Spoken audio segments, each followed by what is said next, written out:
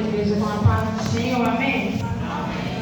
Estou feliz com Jesus por esta rica oportunidade que Ele nos concede nesta noite de estar mais um dia na presença dEle para glorificar, exaltar e bendizer o nome do Senhor, porque somente Ele merece toda honra, toda glória e toda adoração. E nós viemos aqui nesta noite com esse propósito, né? De independente das circunstâncias, nós estamos aqui para adorar o nome do Senhor. Tem lutas, tem provas, tem, mas o Senhor, Ele é maior e Ele merece a nossa adoração. Irmãos, eu convido vocês a abrirem as vossas Bíblias no livro do Evangelho segundo escreveu João, capítulo de número 5, a partir do primeiro versículo. João, capítulo 5, a partir do primeiro versículo. Louvado seja o nome do Senhor. Jesus está presente aqui neste lugar, aleluia. Nós não viemos aqui em vão, nós viemos aqui porque nós temos a certeza de que Ele estaria aqui, aleluia. Louvado seja o nome do Senhor. Diz assim a palavra do Senhor: depois disso, havia uma festa entre os judeus, e Jesus subiu a Jerusalém. Ora, em Jerusalém, à próxima porta das ovelhas, um tanque, chamado em hebreu Betesda, o qual tem 5 alpendres. Neste jazia grande multidão de enfermos, cegos, coxos e paralíticos, esperando o movimento das águas. Porquanto um anjo descia em certo tempo ao tanque e agitava a água. E o primeiro que ali descia, depois do movimento da água, sarava de qualquer enfermidade que tivesse. E estava ali um homem que havia 38 anos, se achava enfermo. E Jesus, vendo este deitado, e sabendo que estava neste estado havia muito tempo, disse-lhe: queres ficar são? O enfermo respondeu-lhe: Senhor, não tenho homem algum que, quando a água é agitada, me coloque no tanque, mas enquanto eu vou, desce outro antes de mim. Disse-lhe: levanta-te, toma a tua cama e anda. Logo aquele homem ficou são e tomou a sua cama e partiu. Louvado seja o nome do Senhor. Bendito seja o nome do Senhor. Pode se assentar, irmãos, glorificando e exaltando o nome do Senhor Jesus, que é poderoso. Aleluia. Amados, quando nós olhamos para o livro de João, como o próprio nome já diz, né? João foi o escritor, foi o autor deste livro. E quando nós passamos a estudar, nós entendemos que o livro de João foi o 4º evangelho a ser escrito. Ou seja, quando João escreveu este evangelho, já havia sido escrito o livro de Mateus, Marcos e Lucas. O livro de João ele foi escrito no final do 1º século depois de Cristo, e em uma época em que havia muitos questionamentos acerca da divindade de Jesus. Muitas pessoas não estavam acreditando que Jesus era o Filho de Deus, que Jesus era o próprio Deus. E aí João ele escreve este livro com um propósito bastante específico de provar para todos que Jesus realmente era o Filho de Deus, que Deus havia prometido que viria. E aí, querido, João ele utiliza-se de 2 maneiras de provar que Jesus era o Filho de Deus. Primeiro, ele prova que Jesus ele possuía as mesmas características de Deus. No livro de João, capítulo 8, versículo 38, nós podemos encontrar, versículo 58, Jesus dizendo: em verdade vos digo, que antes que Abraão existisse, eu sou. E o eu sou é um dos nomes que Deus se apresentava no Antigo Testamento. A Bíblia fala que quando Moisés estava ali, diante daquela sarça que ardia, Deus se fala com Moisés e fala: Moisés, eu vou te levantar e vou te enviar para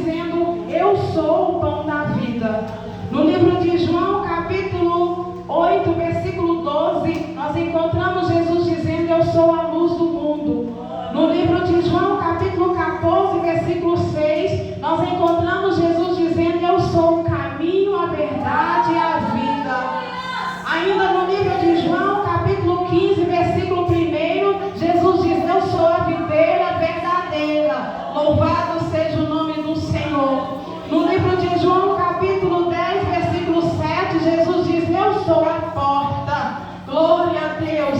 No livro de João, capítulo 10, versículo 11, ele diz: eu sou o bom pastor. E no livro de João, capítulo 11, versículo 25, ele diz assim: eu sou a ressurreição e a vida. Quem crê em mim, ainda que esteja morto, viverá. Aleluia. Louvado seja o nome do Senhor. Essa foi uma das formas que João encontrou para provar que Jesus era o Filho de Deus. Mas ele encontrou também uma outra forma. Ele diz assim: Jesus possui as qualidades de Deus, as características de Deus, mas Jesus também realizava as mesmas obras que Deus realizava. E ele começa a enumerar estes milagres que Jesus operou durante o seu ministério. Quando nós olhamos para o livro de João, capítulo 2, nós vamos encontrar Jesus realizando o seu primeiro milagre, que foi a transformação da água em vinho em uma festa de casamento. Quando nós olhamos para João, capítulo 4, nós vamos encontrar Jesus realizando o seu segundo milagre, que foi a cura de um filho de um oficial do rei. Quando nós olhamos para João capítulo 5, nós encontramos o milagre que Jesus realizou na vida de um paralítico, a cura de um paralítico de Betesda. Quando nós olhamos para João capítulo de número 6, nós encontramos Jesus multiplicando pães e peixes. Quando nós olhamos ainda para João capítulo 6, nós encontramos Jesus caminhando sobre o mar. Quando nós olhamos para João capítulo 9, nós encontramos Jesus curando um cego de nascença. E no capítulo 11 de João, nós encontramos o 7º milagre que Jesus realizou, que foi a ressurreição de Lázaro. Louvado seja o nome do Senhor. Então, com isso, querido, João, ele vem então provar para todos nós que Jesus é o Filho de Deus. Aleluia. Louvado seja o nome do Senhor. Vamos lá, queridos, para João capítulo 5, que é a leitura que nós fizemos aqui nesta noite, em que a Bíblia vem nos falar acerca deste homem que foi curado ali no tanque de Betesda.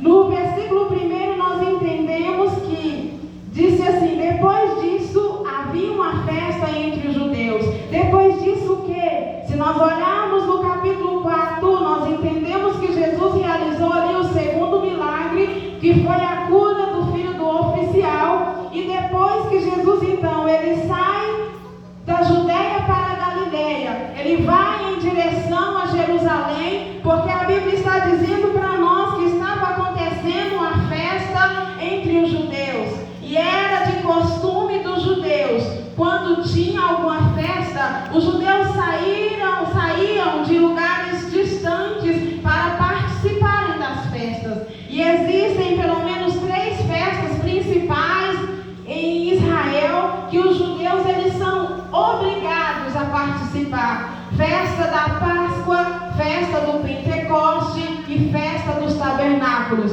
A Bíblia aqui ela não conta para a gente que festa é essa que estava acontecendo, mas ela nos diz que estava acontecendo uma festa em Jerusalém e que Jesus sai em caminho em direção a Jerusalém. E sabe o que eu imagino, queridos? Que se Jerusalém estava em festa, Jerusalém então estava uma cidade cheia de pessoas, de visitantes.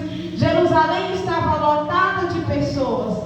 Só que o que eu acho interessante, que quando Jesus ele vai caminhando em direção a Jerusalém, em direção àquela festa, ele resolve passar em um lugar diferente, em que não estava acontecendo festa. Quando nós pensamos em festa, nós já associamos a comida gostosa, né, irmã Cida? Quando tem festa, tem comida boa. Quando tem festa, muitas vezes nós ficamos preocupados, mas eu preciso comprar um vestido, né? Um vestido novo, eu preciso de uma sandália nova. Se nós falamos de festa na igreja, a gente já começa a imaginar: eu vou escutar uma palavra abençoada, vai ser forte. forte. Eu vou escutar uns louvores ungidos, vai ser forte. Eu vou ver pessoas sendo curadas. Eu vou ver pessoas sendo libertas. Eu vou ver Jesus batizando com o Espírito Santo. Eu vou ver Jesus salvando, transformando. Louvado seja o nome do Senhor. Porém, querido, sabe o que me chama a atenção? É que, diferente daquele ambiente da festa que estava acontecendo em Jerusalém, a Bíblia agora vem nos dizer que Jesus, ele passa por uma porta chamada Porta das Ovelhas, e que ali existia um tanque chamado Betesda. E a Bíblia ela continua nos dizendo que ali jazia uma multidão de pessoas doentes, uma multidão de enfermos habitava ali naquele lugar.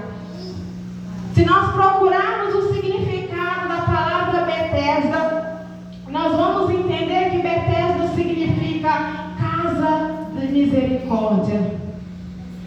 Se nós olharmos então para a palavra Betesda, nós vamos entender que Betesda era um lugar de sofrimento.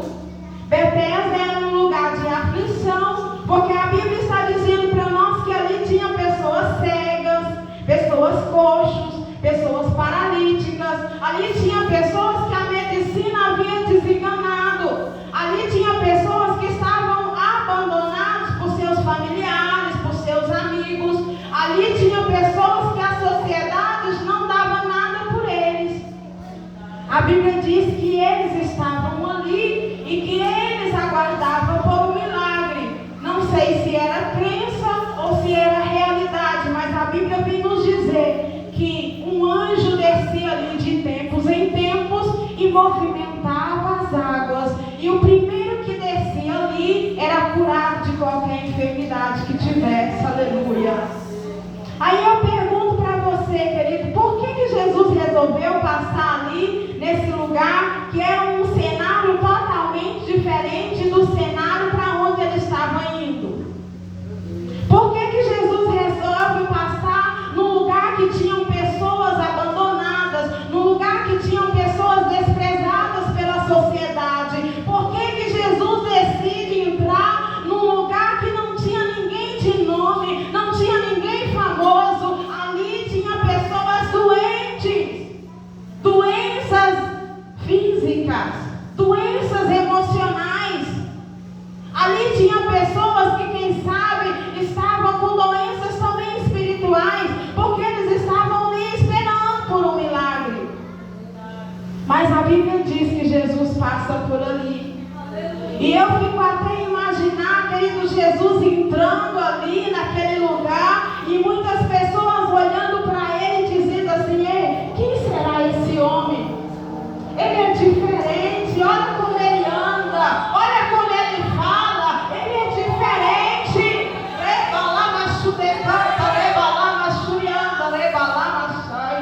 E a Bíblia diz que ali existia uma multidão, mas Jesus ele não entrou ali por causa daquela multidão que estava ali. Jesus entrou ali por causa de um homem. A Bíblia não conta para a gente o nome daquele homem. A Bíblia não nos dá informação se ele tinha família ou não. Mas pelo que ele responde, quando Jesus direciona a palavra a ele, nós entendemos que ele não tinha ninguém por ele. Era uma pessoa desprezada, abandonada. Era uma pessoa que, aguardando ali pelo sistema daquele tanque, pelo sistema do movimento das águas, ele não tinha condições de ser curado. Ele iria ficar ali. A Bíblia diz que tinha 38 anos que ele estava enfermo, mas pelo sistema ele ficaria ali até a morte. Porque a Bíblia diz que quando Jesus vê ele, Jesus já conhecia ele, Jesus já sabia que há muito tempo ele estava ali. Não precisou Jesus pegar nenhum prontuário, não precisou ninguém falar para Jesus o que estava acontecendo, nem o que se passava na vida daquele homem. Jesus olhou para ele, Jesus conhecia a história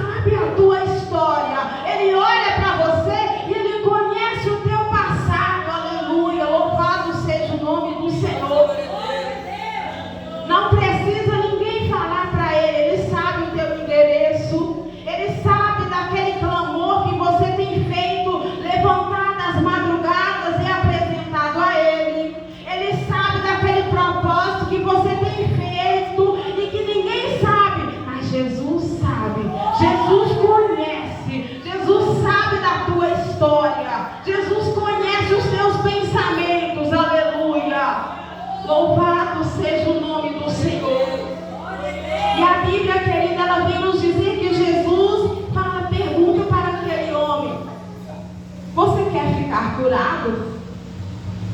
Parece até uma pergunta meio boba, né? O homem estava ali há muitos anos. E ali só tinha pessoas doentes que desejavam ser curadas. E aí Jesus chega e pergunta: você quer ficar curado? É claro que ele queria ficar curado.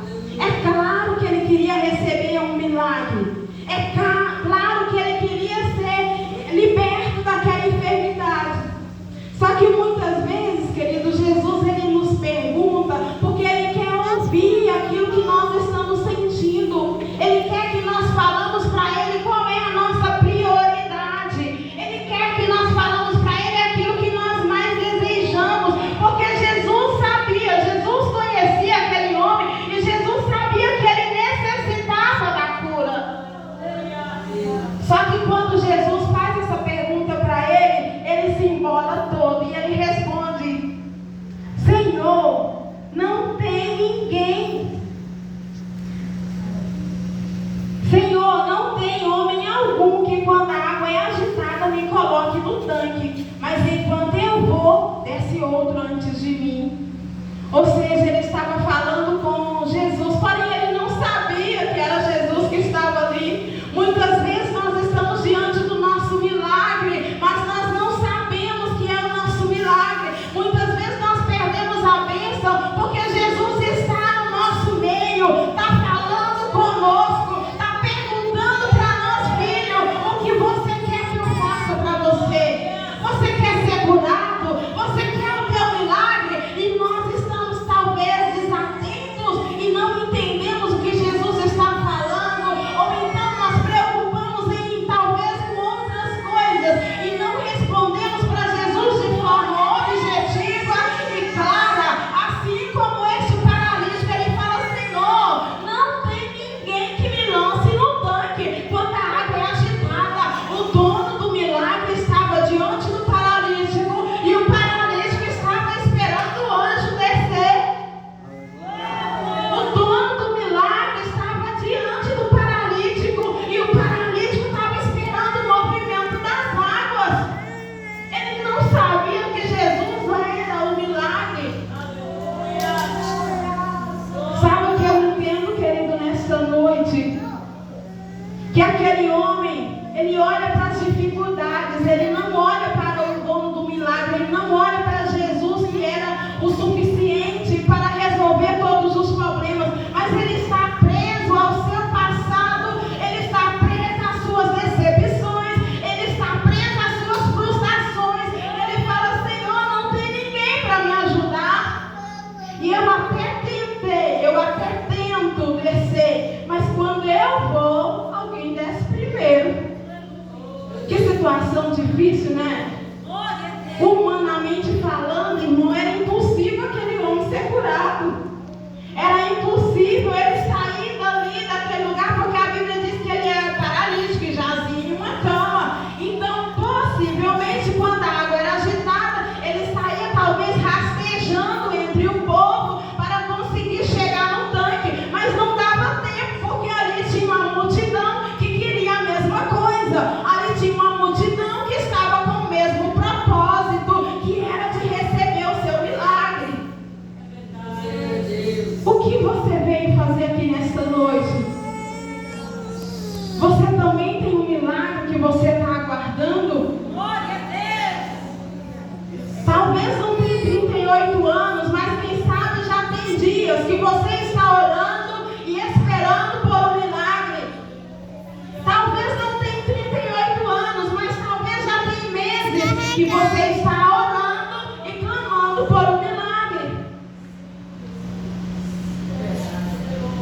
O ano está passando e muita gente, queridos, eles até pensaram: mas esse ano vai ser diferente, 2023 vai ser ano de vitória. Só que o tempo está passando, os meses vão passando e muitas vezes nós olhamos para trás e nós pensamos: Senhor, não mudou nada, continuo com a minha prova, continuo com a minha luta, continuo com o meu problema, nada acontece. Eu estou orando, eu participei da campanha.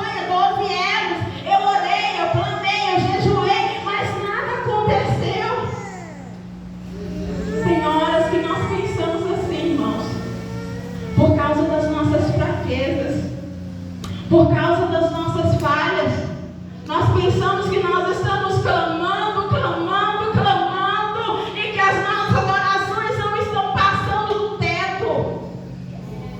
Muitas vezes nós pensamos que nós clamamos, mas o Senhor não está ouvindo ou não está nem ali para o que nós estamos pedindo.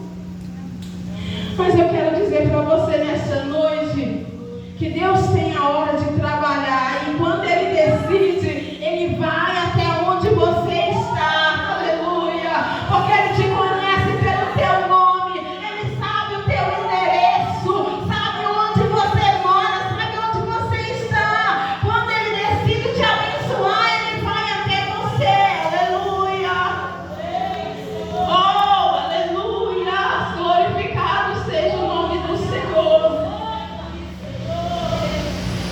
Você quer ficar curado? Aleluia! E Jesus, conhecendo aquele homem, querido Jesus, fala com ele: levanta, pega a tua cama e vai. Aleluia! Louvado seja o nome do Senhor.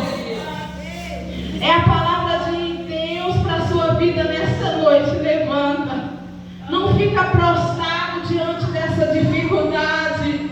Não fica prostrado diante deste problema. Não fique prostrado diante desta ansiedade, deste desejo do teu coração. Não fique prostrado. Levanta-te. Aleluia. Rebalama sudecanta, rebalama surianda, rebalama sai. Levanta-te, pega a tua cama e vai. Aleluia. Esta é a palavra de Deus para a tua vida nesta noite. Se levanta, aleluia. Glorificado seja o nome do Senhor. Muitas vezes não é fácil se levantar, porque o fardo do pecado, o fardo da provação quer nos ver prostrado. Mas quando Jesus chega, irmãos, não tem nada que nos impede de levantar. Se o Senhor está dizendo levanta, se nós tivermos fé, nós podemos levantar. Aleluia. Glorificado seja o nome do Senhor. E a Bíblia diz que aquele paralítico se levantou, pegou a sua cama e partiu. Aleluia. Ele não precisou entrar no tanque, porque o dono do milagre chegou ali para dar vitória. Aleluia. Ei, você não vai morrer sem receber a tua vitória. Não precisa se desesperar, porque Jesus está te vendo. E Ele veio aqui nesta noite para entregar a você a sua vitória. Tome posse da tua vitória nesta noite. Se coloque sobre os seus pés. Eu quero orar com você nesta noite. O dono do